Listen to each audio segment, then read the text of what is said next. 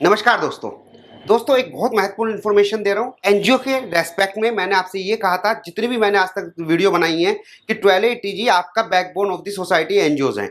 अगर आपके पास 12ATG नहीं है तो आप अपनी एनजीओ को बंद कर देना। ये मैंने अपने प्रैक्टिकल बेस एक्सपीरियंस आपको शेयर किया था। जो नया आया है वो अप्लीकेबल हो रहा है हमारा इस साल से, और जो पुराना एक्ट था 1961 उसके जो प्रोविजंस हैं एनजीओ के लिए, क्या क्वेश्चन क्रिएट होता है कि क्या इसमें कुछ चेंजेस हैं, मेजर चेंजेस हैं। काफी सारे कंसल्टेंट कह रहे हैं जी 12ATG खत्म हो गया, इसकी अब कोई कहानी नहीं रही। सब मिथ है, कोई चेंज नहीं हुआ, सब कुछ सेम है। चेंज क्या हुआ है ये मैं आपको आज इस वीडियो में बताने वाला हूँ।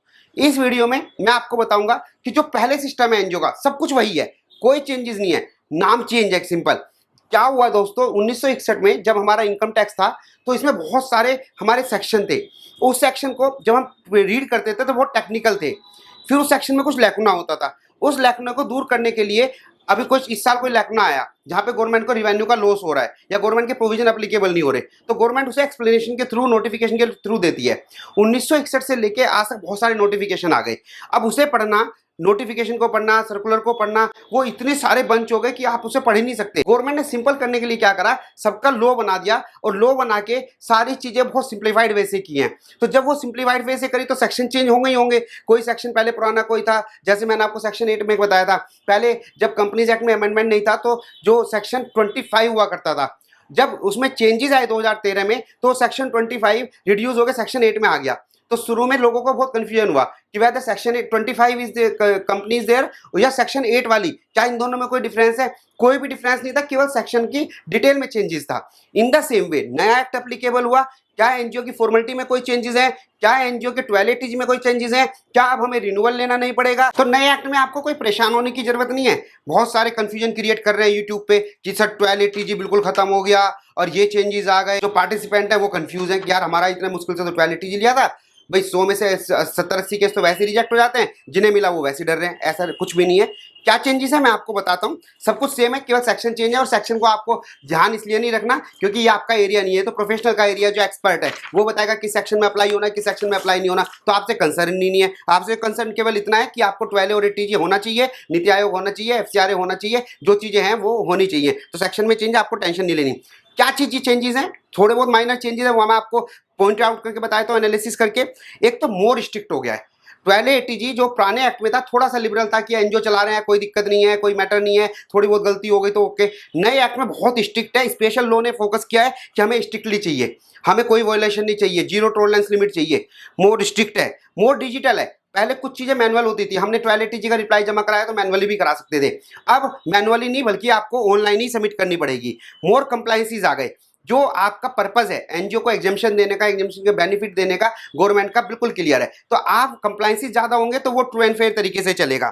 लेस फ्लेक्सिबिलिटी देन बिफोर, पहले बहुत फ्लेक्सिबिलिटी थी, अब इतनी फ्लेक्सिबिलिटी नहीं है। गवर्नमेंट बार बार कह रही है नए एक्ट में हम केवल स्ट्रिक्ट रहेंगे और कोई मेजर चेंजेस इसमें नहीं दिखेगा, एक्सेप्ट सेक्शन का नंबर ऑफ सेक्शन चेंज हो गए, एक्सप्लेनेशन चेंज हो गए, केवल इसके अलावा।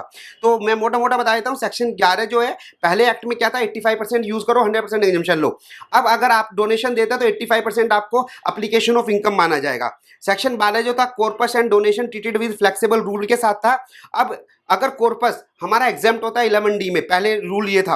अब अगर ये कॉर्पस डोनेशन मिला आपको तो रिटर्न डोनेटर की आपको एक लेटर लेना पड़ेगा, उसके एक्सप्लेनेशन लेने पड़ेंगे, उसका KYC लेना पड़ेगा, और प्रॉपर लेटर में लिखा हो कि कॉर्पस है तभी वो एग्जेम्प्ट होगा। 12A और 12AB में, 12A mostly requirement permanent registration था। अभी भी 12AB जो है परमानेंट रजिस्ट्रेशन है, पीरियडिकल रिन्यूअल है, रीवेरिफिकेशन है, रीवेरिफिकेशन ऐड कर दिया, यानी कि गवर्नमेंट को अथॉरिटी है कि वो वेरीफाई करें, उसे वेरिफिकेशन कर सकती हैं। 8TG long term approval, simple compliances. और 8TG का जो अभी रिन्यूअल प्रोसीजर है, स्ट्रिक्ट डोनर रिपोर्टिंग होगी, किसने डोनेशन दिया, क्योंकि इसमें बहुत सारा मैनिपुलेशन भी होता था, आपको पता होगा। तो इसमें स्ट्रिक्टली रिपोर्टिंग होगी। 10BD फार्म होगा, 10B होगा, वो स्ट्रिक्टली जो है स्क्रूटनाइज करा जाएगा।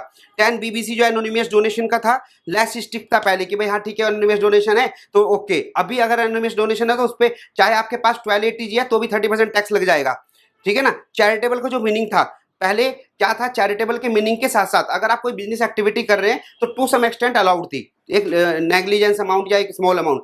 अब जो स्ट्रिक्टली कह दिया कि नहीं, एग्जेम्पशन आपकी डिनाई हो जाएगी अगर आपने कॉमर्शियल एक्टिविटी करी।